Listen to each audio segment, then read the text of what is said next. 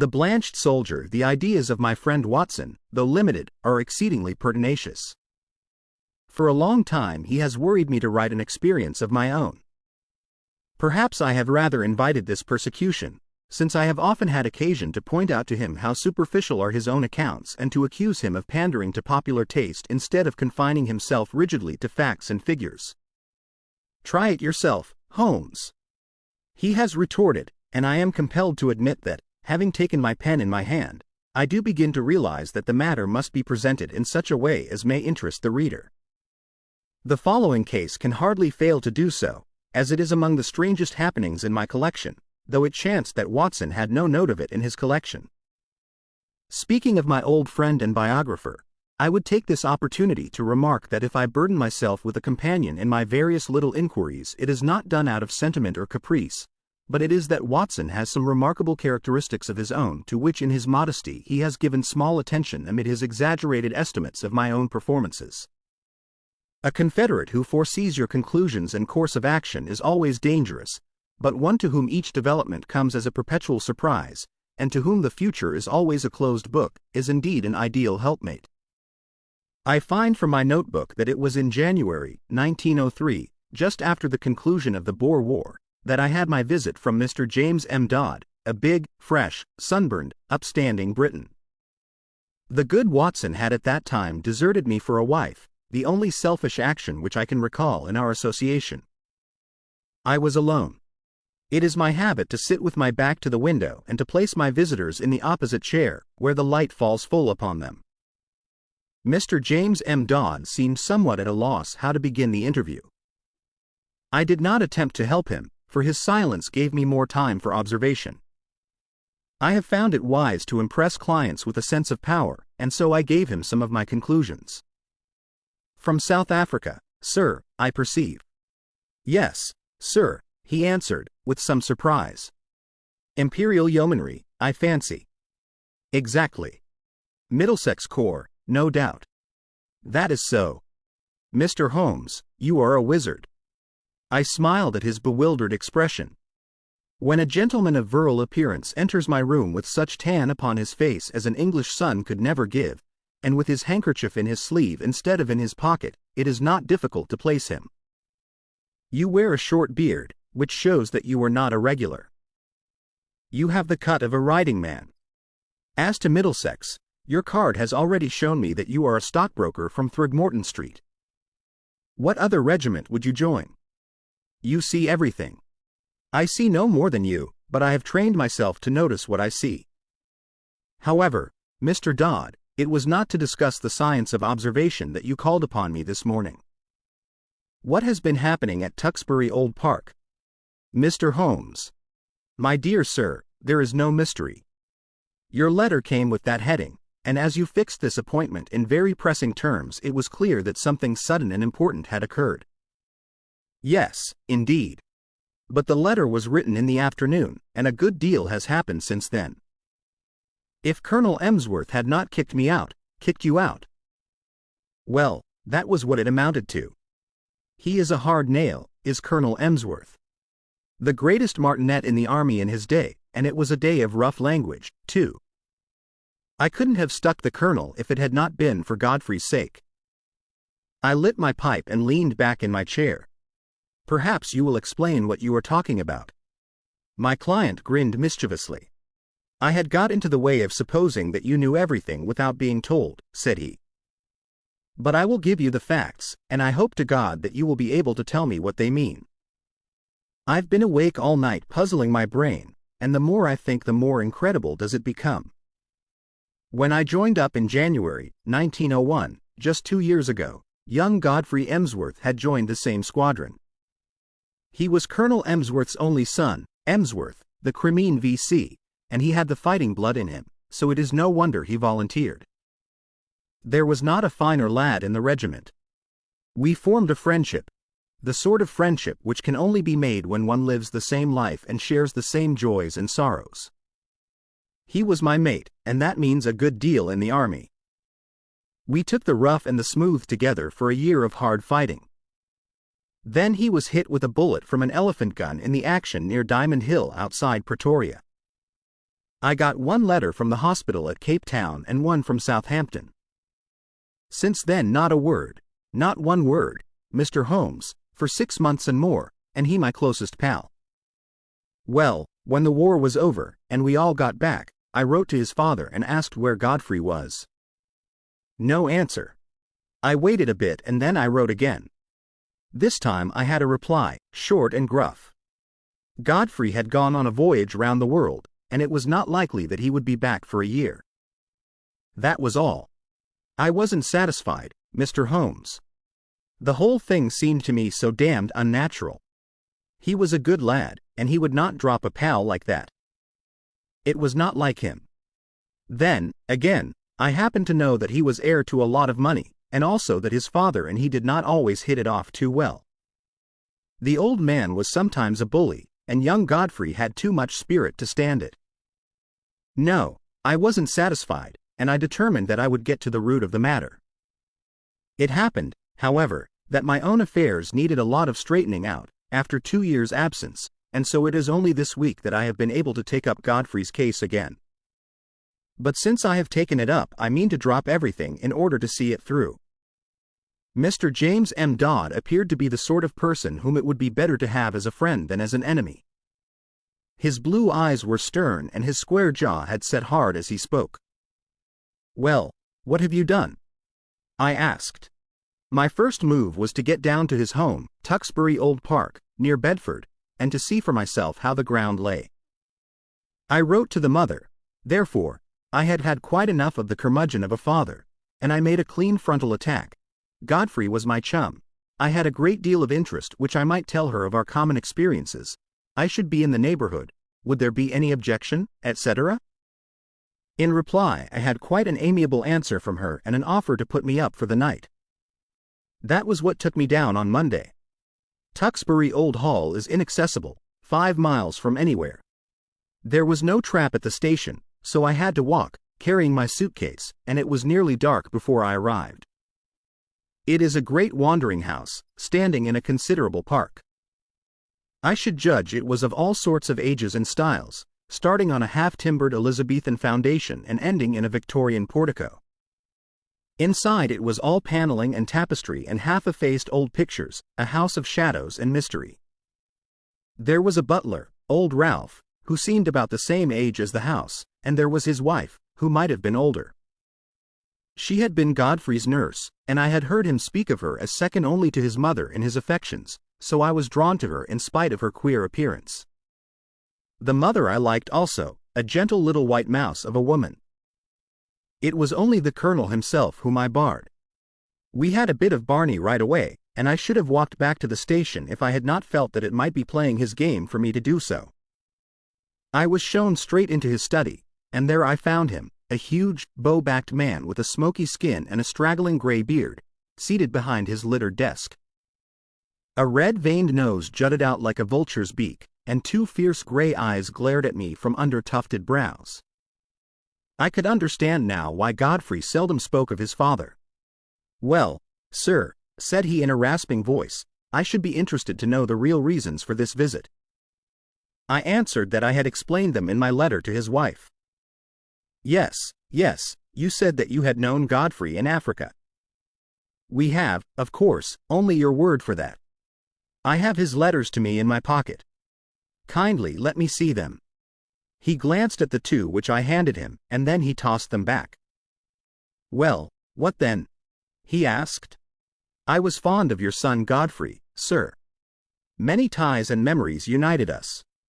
Is it not natural that I should wonder at his sudden silence and should wish to know what has become of him? I have some recollections, sir, that I had already corresponded with you and had told you what had become of him. He has gone upon a voyage round the world. His health was in a poor way after his African experiences, and both his mother and I were of opinion that complete rest and change were needed. Kindly pass that explanation on to any other friends who may be interested in the matter." "Certainly," I answered. "But perhaps you would have the goodness to let me have the name of the steamer and of the line by which he sailed, together with the date. I have no doubt that I should be able to get a letter through to him." My request seemed both to puzzle and to irritate my host. His great eyebrows came down over his eyes, and he tapped his fingers impatiently on the table. He looked up at last with the expression of one who has seen his adversary make a dangerous move at chess and has decided how to meet it. "Many people, Mr. Dodd," said he, "would take offense at your infernal pertinacity and would think that this insistence had reached the point of damned impertinence. You must put it down, sir, to my real love for your son." "Exactly. I have already made every allowance upon that score. I must ask you, however, to drop these inquiries. Every family has its own inner knowledge and its own motives, which cannot always be made clear to outsiders, however well-intentioned. My wife is anxious to hear something of Godfrey's past which you are in a position to tell her, but I would ask you to let the present and the future alone. Such inquiries serve no useful purpose, sir, and place us in a delicate and difficult position. So I came to a dead end, Mr. Holmes. There was no getting past it. I could only pretend to accept the situation and register a vow inwardly that I would never rest until my friend's fate had been cleared up. It was a dull evening. We dined quietly, the three of us, in a gloomy, faded old room. The lady questioned me eagerly about her son, but the old man seemed morose and depressed. I was so bored by the whole proceeding that I made an excuse as soon as I decently could and retired to my bedroom. It was a large, bare room on the ground floor, as gloomy as the rest of the house, but after a year of sleeping upon the veldt, Mr. Holmes, one is not too particular about one's quarters. I opened the curtains and looked out into the garden, remarking that it was a fine night with a bright half-moon. Then I sat down by the roaring fire with the lamp on a table beside me, and endeavored to distract my mind with a novel. I was interrupted, however, by Ralph, the old butler, who came in with a fresh supply of coals. "I thought you might run short in the night time, sir. It is bitter weather and these rooms are cold." He hesitated before leaving the room, and when I looked round he was standing facing me with a wistful look upon his wrinkled face. "Beg your pardon, sir, but I could not help hearing what you said of young Master Godfrey at dinner. You know, sir, that my wife nursed him, and so I may say I am his foster father. It's natural we should take an interest. And you say he carried himself well, sir? There was no braver man in the regiment. He pulled me out once from under the rifles of the Boers, or maybe I should not be here." The old butler rubbed his skinny hands. "Yes, sir, yes, that is Master Godfrey all over.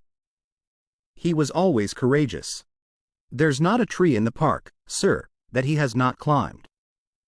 Nothing would stop him. He was a fine boy, and oh, sir, he was a fine man." I sprang to my feet. "Look here," I cried. "You say he was. You speak as if he were dead. What is all this mystery? What has become of Godfrey Emsworth?"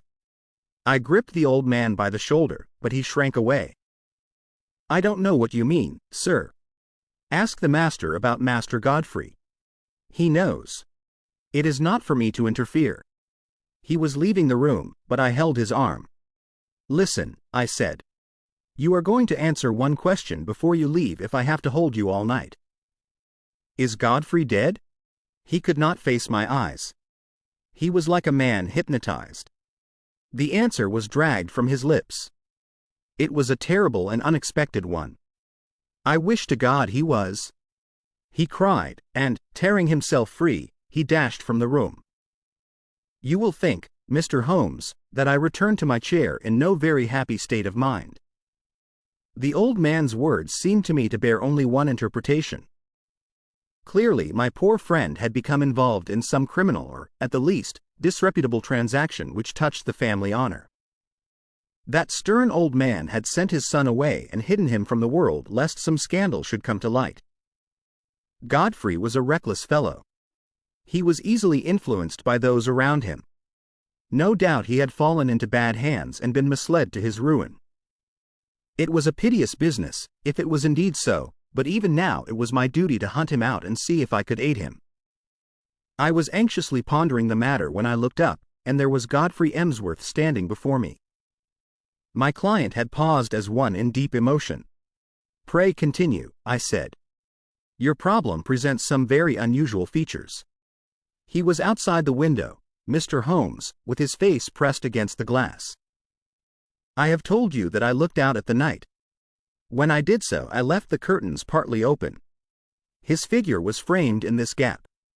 The window came down to the ground and I could see the whole length of it, but it was his face which held my gaze. He was deadly pale. Never have I seen a man so white. I reckon ghosts may look like that, but his eyes met mine, and they were the eyes of a living man. He sprang back when he saw that I was looking at him, and he vanished into the darkness. There was something shocking about the man, Mr. Holmes. It wasn't merely that ghastly face glimmering as white as cheese in the darkness. It was more subtle than that. Something slinking, something furtive, something guilty, something very unlike the frank, manly lad that I had known. It left a feeling of horror in my mind. But when a man has been soldiering for a year or two with Brother Boar as a playmate, he keeps his nerve and acts quickly. Godfrey had hardly vanished before I was at the window. There was an awkward catch, and I was some little time before I could throw it up. Then I nipped through and ran down the garden path in the direction that I thought he might have taken. It was a long path and the light was not very good, but it seemed to me something was moving ahead of me. I ran on and called his name, but it was no use. When I got to the end of the path, there were several others branching in different directions to various outhouses. I stood hesitating, and as I did so I heard distinctly the sound of a closing door. It was not behind me in the house, but ahead of me, somewhere in the darkness. That was enough, Mr. Holmes, to assure me that what I had seen was not a vision. Godfrey had run away from me, and he had shut a door behind him. Of that I was certain. There was nothing more I could do, and I spent an uneasy night turning the matter over in my mind and trying to find some theory which would cover the facts. Next day I found the Colonel rather more conciliatory, and as his wife remarked that there were some places of interest in the neighborhood, it gave me an opening to ask whether my presence for one more night would incommode them. A somewhat grudging acquiescence from the old man gave me a clear day in which to make my observations. I was already perfectly convinced that Godfrey was in hiding somewhere near, but where and why remained to be solved. The house was so large and so rambling that a regiment might be hid away in it and no one the wiser. If the secret lay there, it was difficult for me to penetrate it. But the door which I had heard close was certainly not in the house. I must explore the garden and see what I could find. There was no difficulty in the way, for the old people were busy in their own fashion and left me to my own devices. There were several small outhouses, but at the end of the garden there was a detached building of some size, large enough for a gardener's or a gamekeeper's residence. Could this be the place whence the sound of that shutting door had come? I approached it in a careless fashion as though I were strolling aimlessly round the grounds. As I did so, a small, brisk, bearded man in a black coat and bowler hat, not at all the gardener type, came out of the door. To my surprise, he locked it after him and put the key in his pocket. Then he looked at me with some surprise on his face. "Are you a visitor here?" he asked. I explained that I was and that I was a friend of Godfrey's. "What a pity that he should be away on his travels, for he would have so liked to see me," I continued. "Quite so. Exactly," said he with a rather guilty air. "No doubt you will renew your visit at some more propitious time." He passed on, but when I turned I observed that he was standing watching me, half concealed by the laurels at the far end of the garden. I had a good look at the little house as I passed it, but the windows were heavily curtained, and, so far as one could see, it was empty. I might spoil my own game and even be ordered off the premises if I were too audacious, for I was still conscious that I was being watched. Therefore, I strolled back to the house and waited for night before I went on with my inquiry. When all was dark and quiet, I slipped out of my window and made my way as silently as possible to the mysterious lodge. I have said that it was heavily curtained, but now I found that the windows were shuttered as well. Some light, however, was breaking through one of them, so I concentrated my attention upon this. I was in luck, for the curtain had not been quite closed, and there was a crack in the shutter, so that I could see the inside of the room. It was a cheery place enough, a bright lamp and a blazing fire. Opposite to me was seated the little man whom I had seen in the morning. He was smoking a pipe and reading a paper. "What paper?" I asked. My client seemed annoyed at the interruption of his narrative. "Can it matter?" he asked. "It is most essential." I really took no notice. "Possibly you observed whether it was a broad-leafed paper or of that smaller type which one associates with weeklies." "Now that you mention it, it was not large. It might have been the Spectator." However, I had little thought to spare upon such details, for a second man was seated with his back to the window, and I could swear that this second man was Godfrey. I could not see his face, but I knew the familiar slope of his shoulders. He was leaning upon his elbow in an attitude of great melancholy, his body turned towards the fire. I was hesitating as to what I should do when there was a sharp tap on my shoulder, and there was Colonel Emsworth beside me. "This way, sir," said he in a low voice. He walked in silence to the house, and I followed him into my own bedroom. He had picked up a timetable in the hall. "There is a train to London at 8:30, said he. "The trap will be at the door at 8.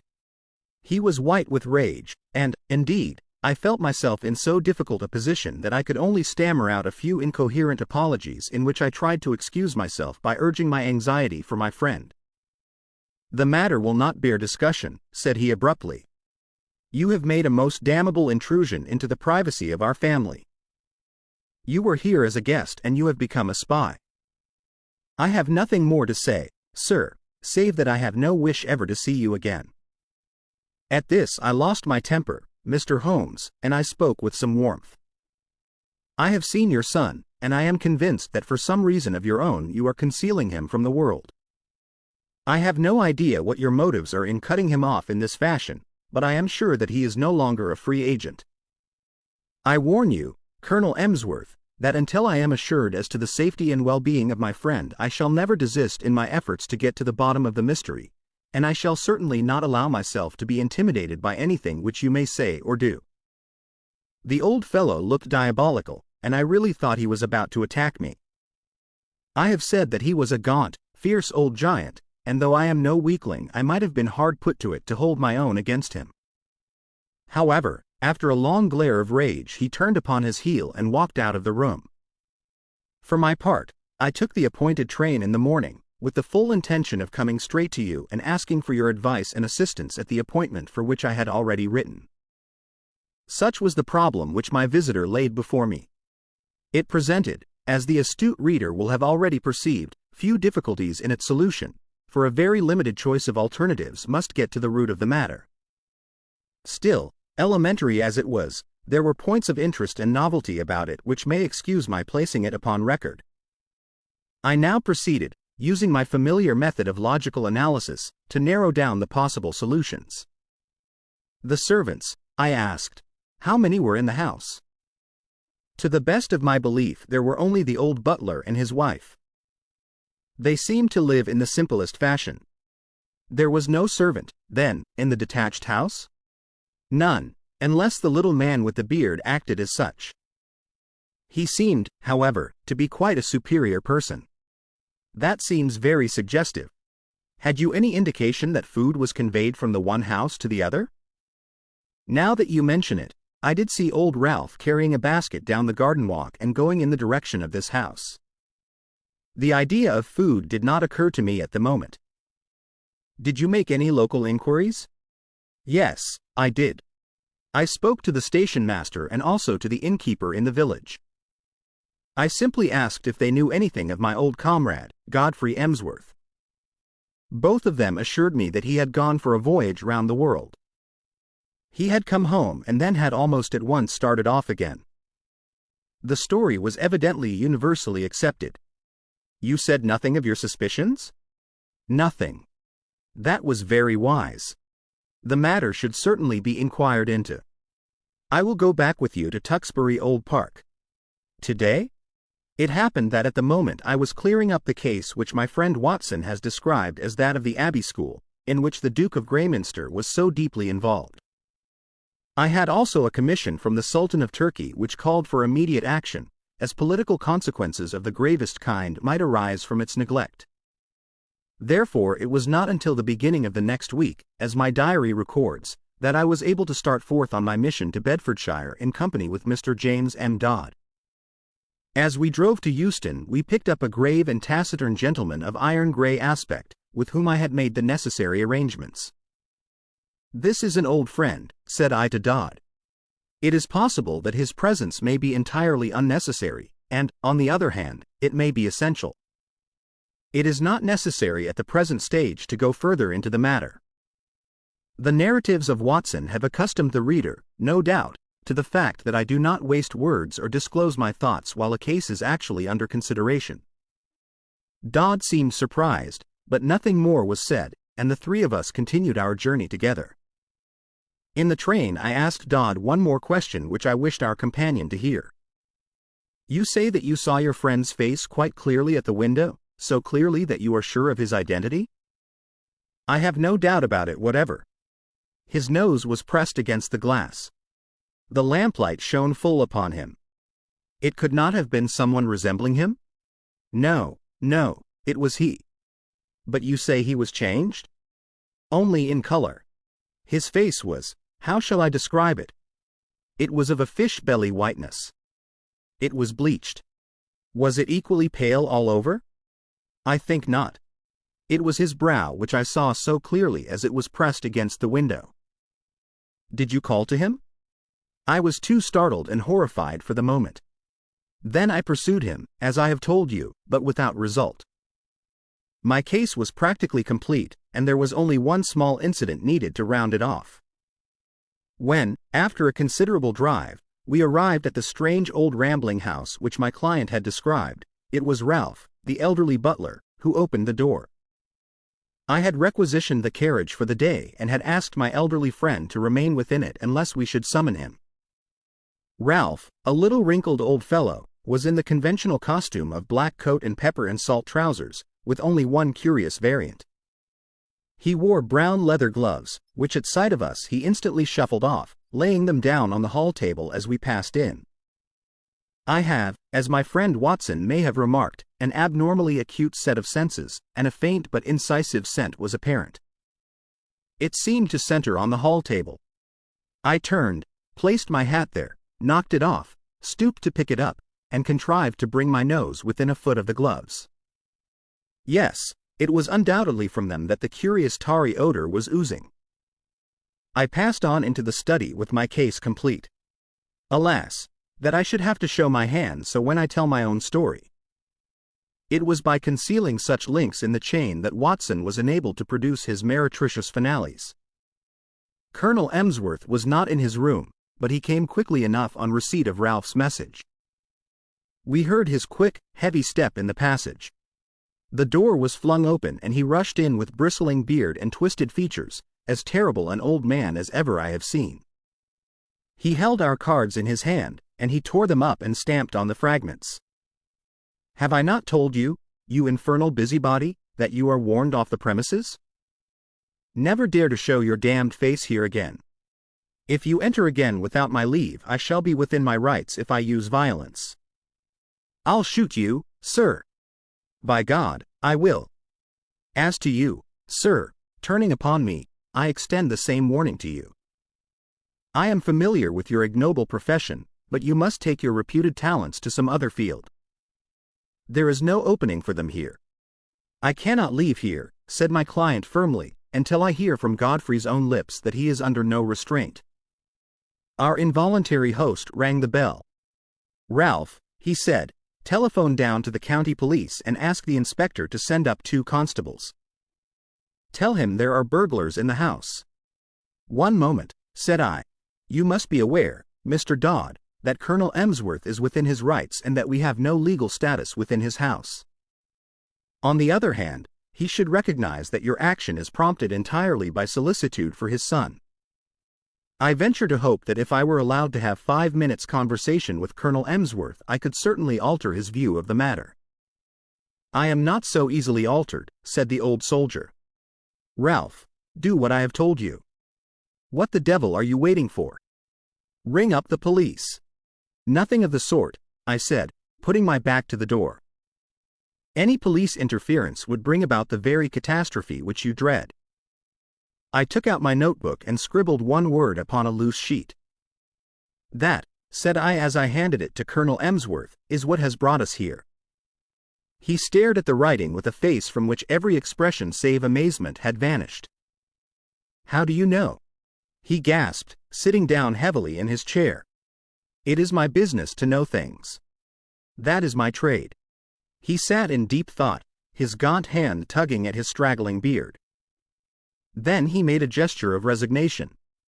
Well, if you wish to see Godfrey, you shall. It is no doing of mine, but you have forced my hand.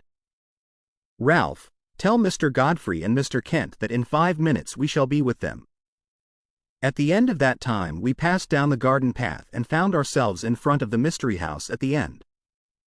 A small bearded man stood at the door with a look of considerable astonishment upon his face. This is very sudden, Colonel Emsworth, said he. This will disarrange all our plans. I can't help it, Mr. Kent. Our hands have been forced. Can Mr. Godfrey see us? Yes, he is waiting inside. He turned and led us into a large, plainly furnished front room. A man was standing with his back to the fire, and at the sight of him my client sprang forward with outstretched hand. Why, Godfrey, old man, this is fine. But the other waved him back. Don't touch me, Jimmy. Keep your distance. Yes, you may well stare. I don't quite look the smart Lance Corporal Emsworth of B Squadron, do I? His appearance was certainly extraordinary.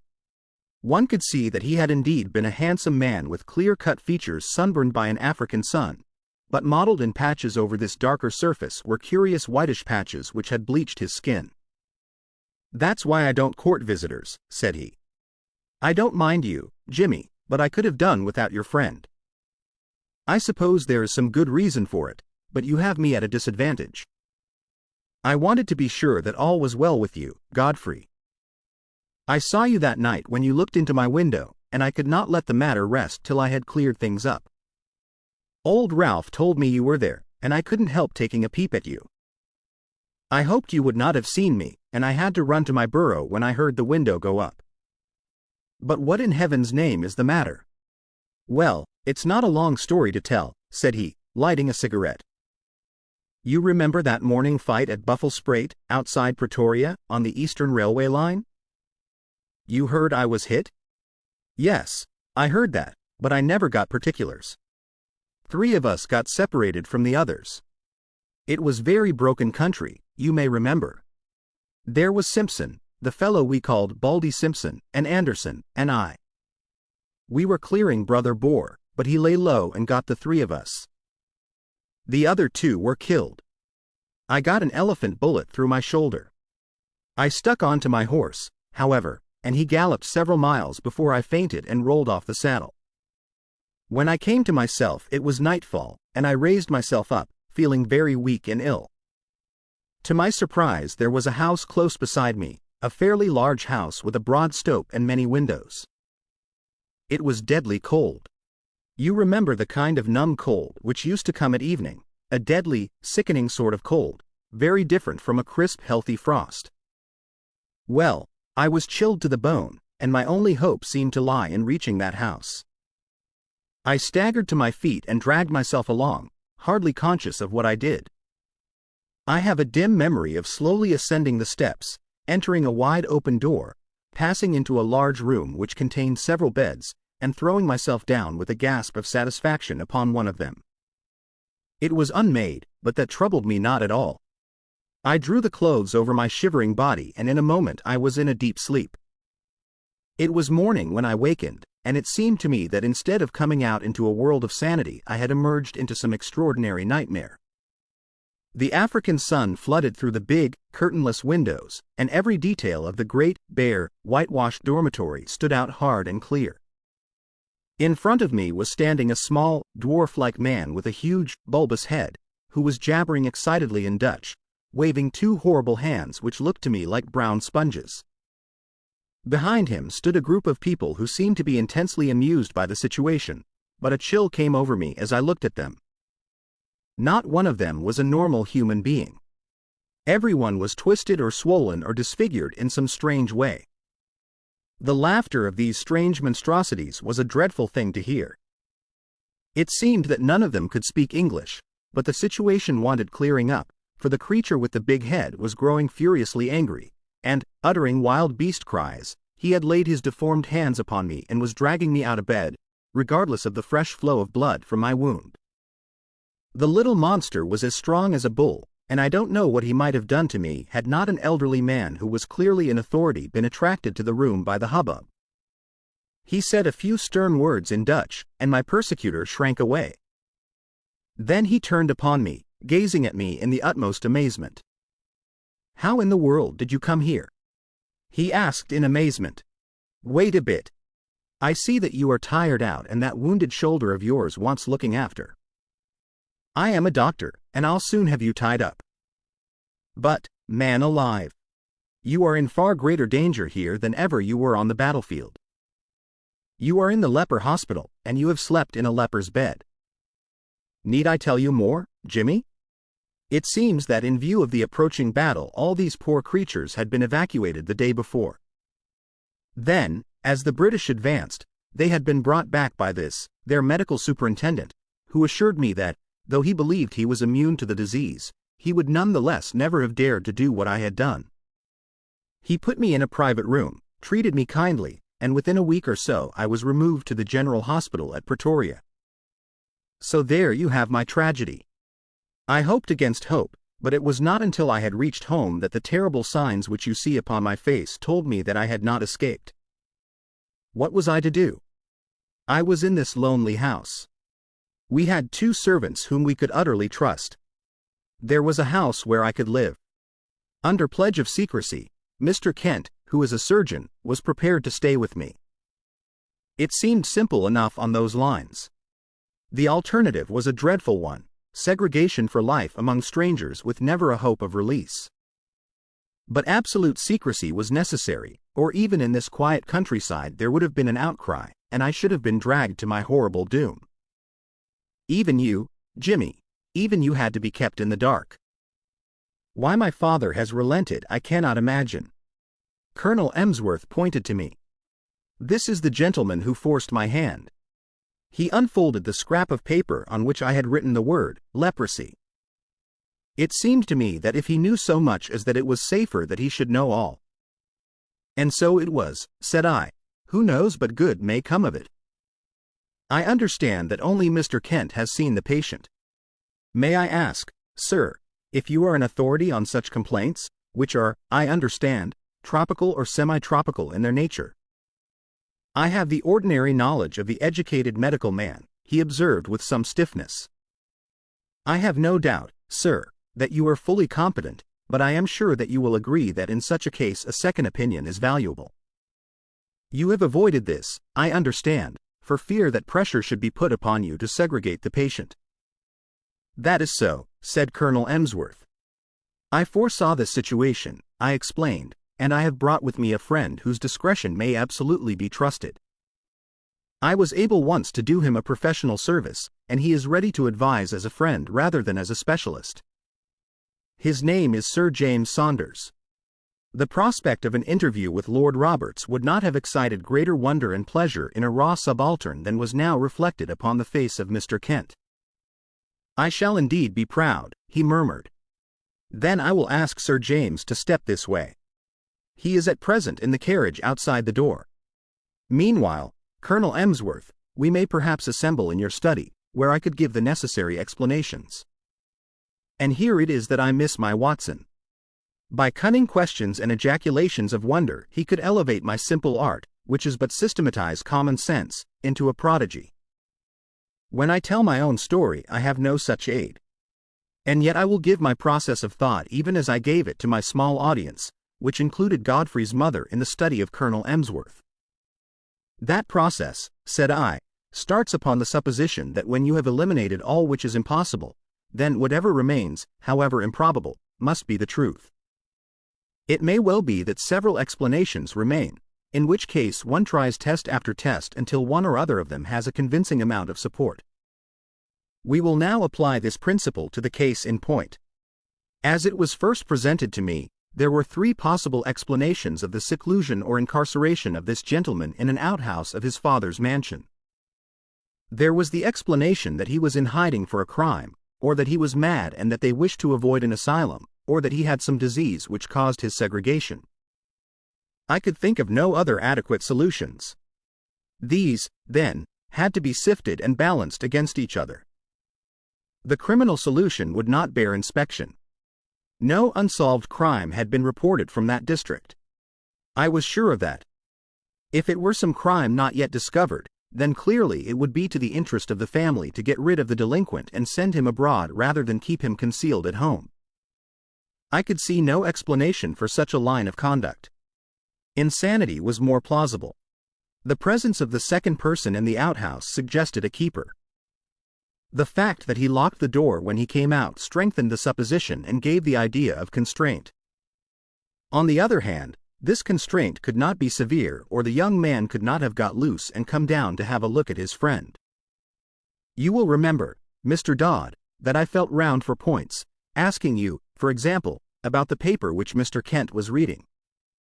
Had it been the Lancet or the British Medical Journal, it would have helped me. It is not illegal, however, to keep a lunatic upon private premises so long as there is a qualified person in attendance and that the authorities have been duly notified. Why, then, all this desperate desire for secrecy? Once again I could not get the theory to fit the facts. There remained the third possibility, into which, rare and unlikely as it was, everything seemed to fit.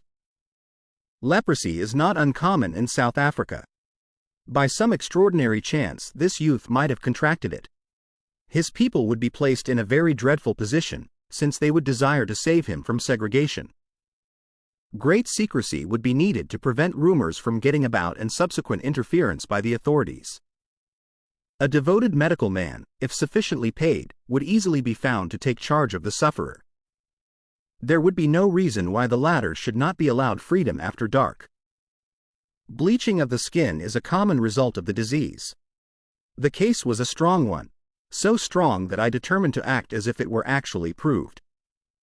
When on arriving here I noticed that Ralph, who carries out the meals, had gloves which are impregnated with disinfectants. My last doubts were removed. A single word showed you, sir, that your secret was discovered, and if I wrote rather than said it, it was to prove to you that my discretion was to be trusted. I was finishing this little analysis of the case when the door was opened and the austere figure of the great dermatologist was ushered in. But for once his sphinx-like features had relaxed and there was a warm humanity in his eyes. He strode up to Colonel Emsworth and shook him by the hand. "It is often my lot to bring ill tidings and seldom good," said he. "This occasion is the more welcome. It is not leprosy." "What?" "A well-marked case of pseudo-leprosy or ichthyosis, a scale-like affection of the skin, unsightly, obstinate, but possibly curable, and certainly non-infective." "Yes, Mr. Holmes, the coincidence is a remarkable one. But is it coincidence? Are there not subtle forces at work of which we know little? Are we assured that the apprehension from which this young man has no doubt suffered terribly since his exposure to its contagion may not produce a physical effect which simulates that which it fears? At any rate, I pledge my professional reputation, but the lady has fainted. I think that Mr. Kent had better be with her until she recovers from this joyous shock."